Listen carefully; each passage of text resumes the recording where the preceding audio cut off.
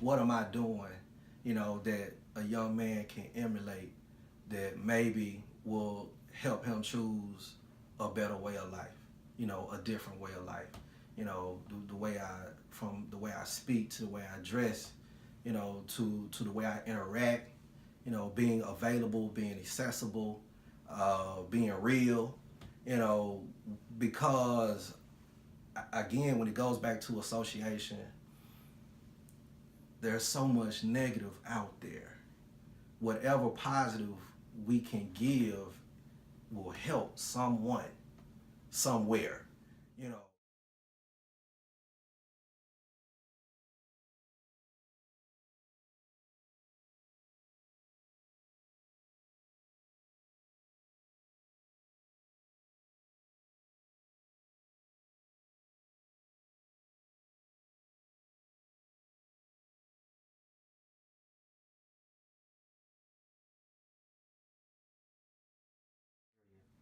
I grew up in a neighborhood called Frayser in Memphis, Tennessee. It was a urban, lower class to lower mid class neighborhood, working families, a lot of blue collar families in the neighborhood. Actually, it was at the beginning of a stage that we call white flight. My dad purchased our house in 1982. At that time, we were like the second or third family of color on that street. But the white families on my street, they started moving away. So as black people were moving in, the white families were actually moving out. I made a lot of friends in my neighborhood. It was also an element of danger, an element of, just say for instance, I remember one time I was coming home from basketball practice, me and my friends, and we had a new player on the team, and he moved from another neighborhood called Binghampton. And so one of his friends from Binghampton actually sat in on our basketball practice. And one thing about, urban neighborhoods, the constituents, the people in the area, they really take pride in the neighborhood. They protect the neighborhood. And sometimes people from other neighborhoods don't get the most, the warmest welcomes, I guess you would say. So this particular young man had like gold chains, had gold watch. Back then you had the starter coats, and he was in at our basketball practice. And so some of the neighborhood guys were like, who is dude? Why is he around here? And they robbed the guy. They took his jacket, they took his jewelry, they took his money. And stuff like that happened. There were occasions where, guys would have maybe the new Jordans. They're walking around with the new J's, and somebody would ride up in the car, pull out a gun, take their Jordans. Those kind of things would happen in my neighborhood, but, I always felt safe. I never felt threatened as an individual because I knew everybody. It was my neighborhood.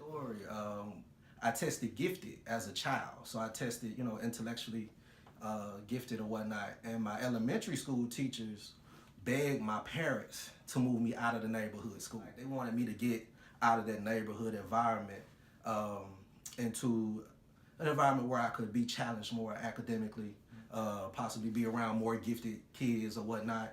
And that didn't happen. My dad basically said, you're gonna go to the school around the corner because you can walk. Why get on a bus and go somewhere else? I graduated from the smallest high school in Memphis at that time. It was Westside High School in Frayser. My graduating class probably had like 42 people. This is back when was this?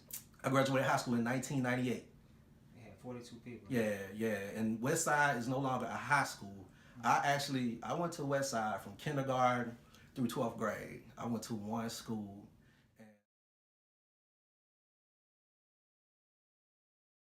Well, I participated in an outreach program that was sponsored by the Matthews-Fayne Foundation in connection with the University of Memphis. And so I earned a scholarship in journalism, and so I majored in journalism at the University of Memphis.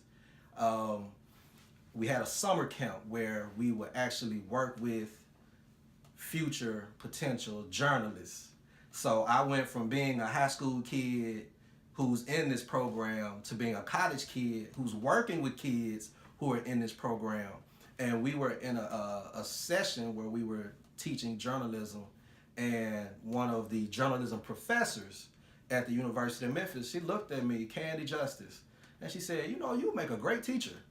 You know, you would really be a good teacher the way you know you connect with the kids and help them understand what's going on. And that was the first time it had ever been verbalized to me, because I never thought about being a teacher. You know, I never thought about being in education. You know, my aspirations. You know, of course, I had hoop dreams like most 15-year-old kids in the neighborhood. You know, that want to be Michael Jordan. And then my dad was a fireman, so I thought about being a firefighter.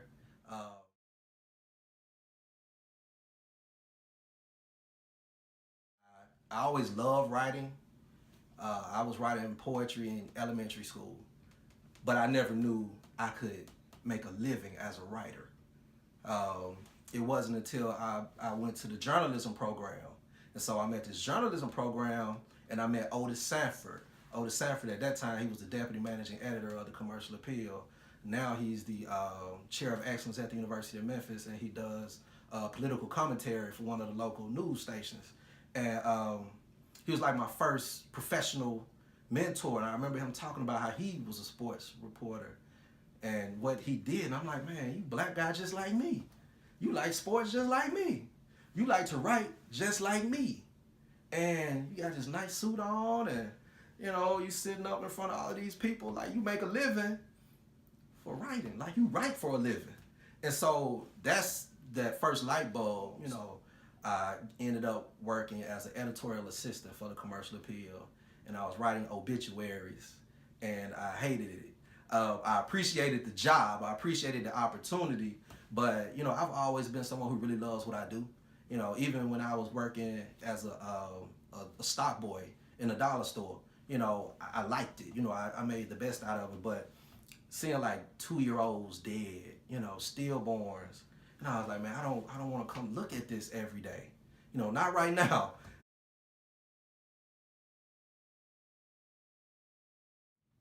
I got a call from a privately funded upstart news organization, and they wooed me away with an opportunity to be a sports writer. And I was really excited because I felt like I deserved to be a sports writer. The Commercial Appeal at that time, they weren't hiring in that position, and that was really the only place where I could go and stay home. So I left and I went to this upstart paper, and we went bankrupt. The company filed bankruptcy. So to keep my pocket, I started substitute teaching, because I knew all I needed was a bachelor's degree, which I had, and it was quick. I could go ahead and start subbing until I found another opportunity to move back into journalism. So I subbed at a school called Crestview Middle School, and the principal came in after I had subbed for a few days in a row. He said, Mr. Matthews, you are doing an excellent job with these students. You do better than some of the teachers, And what resonated was, I thought about Candy saying that my freshman year of college, you ought to think about, you make a good teacher. And then I ended up substitute teaching, and then the principal comes out and says, you ought to think about getting into education.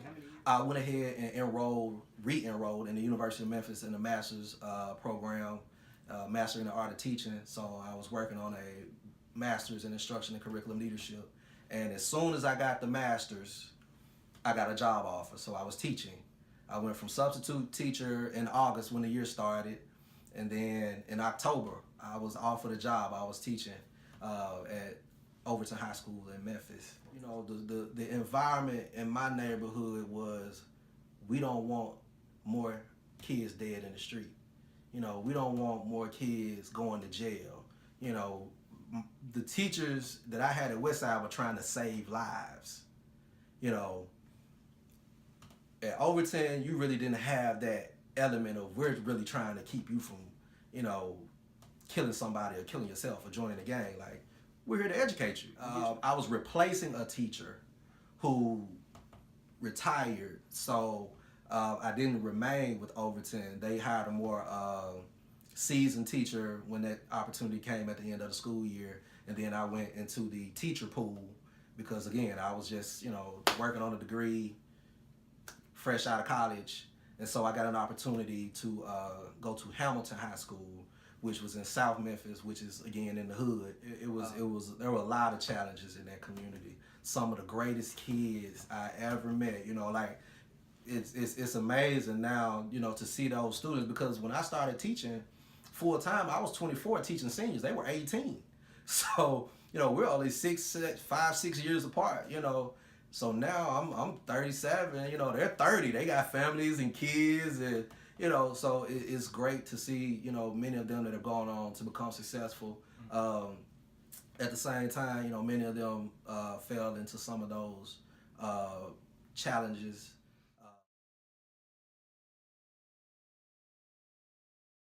So mentorship is a very big part of what I believe in. I had great mentors all the way through my progression. With my nonprofit, Matthews-Fayne Foundation, what we do is provide educational support services for students who are looking to go to college, and a big part of what we look to do is provide mentorship, you know, for young people who are seeking, you know, advancement to a next level in life, whatever level that may be, whether it's journalism, education, you know, STEM or whatever.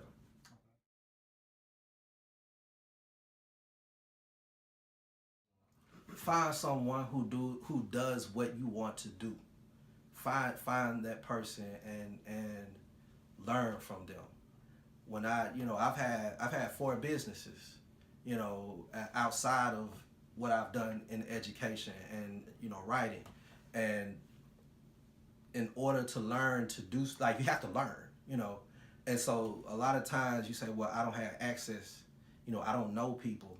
You know, I have personal role models, like I mentioned, you know, Mr. Otis Sanford, you know, at the University of Memphis, and, you know, Dr. Eleanor Gruzman was at the University of Memphis. And I have a lot of other role models and mentors that I can call on and look to. But Master P is a role model. You know, when I look at what he did with the No Limit brand, you know, Oprah is a role model. When I look at what she's done, you know, as a journalist, Oprah's a journalist, you know, and was initially, and has grown into, you know, the person that we are familiar with now.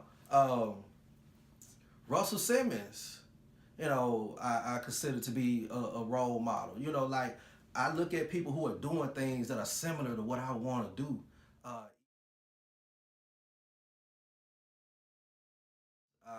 I want people to put themselves in a position to help people. You know, I think that that's what my aim is now. You know, with my foundation, I want to put myself in a position to help people. You know, because that's how growth happens. You know, no man is an island. So, you know, and it takes a village to raise a child. We say cliches, but they're a cliche because there's truth there. You know, there's meaning there. So, you know, I want to continue to put myself in a position to help people, and hopefully everybody who's out there, you know, they kind of take that personal challenge to put themselves in a better position to help someone else.